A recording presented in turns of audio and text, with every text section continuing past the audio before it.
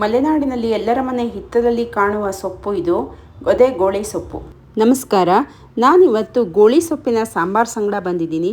ಮಲೆನಾಡಿನಲ್ಲಿ ಹೆಚ್ಚಾಗಿ ಬೆಳೆಯುವಂಥ ಸೊಪ್ಪು ಇದು. ಆ್ಯಂಟಿ ಆಕ್ಸಿಡೆಂಟ್ ರಿಚ್ ಆಗಿರುವಂಥ ಸಸ್ಯ. ಇದು ಬೆಳೆಯೋದಕ್ಕೂ ಕೂಡ ತುಂಬ ಈಸಿ. ಇದರಲ್ಲೇ ಒಂದು ಚಿಕ್ಕ ಚಿಕ್ಕ ಬೀಜವನ್ನು ನೀವು ಕಾಣ್ತಾ ಇರ್ಬೋದು. ಅದೇ ಬೀಜ ಬಿದ್ದು ಎಲ್ಲ ಕಡೆ ಸಸಿ ತುಂಬ ಹುಟ್ಕೊಳ್ಳುತ್ತೆ ಇದು.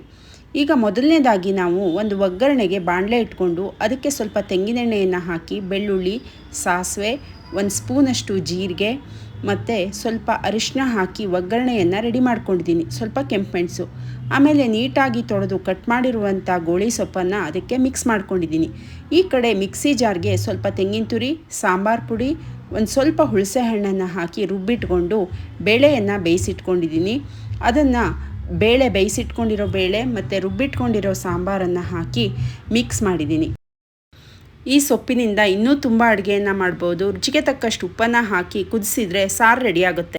ಮಳೆಗಾಲದಲ್ಲಿ ಇದರ ಅಡುಗೆ ತುಂಬ ರುಚಿಯಾಗಿರುತ್ತೆ. Thank you.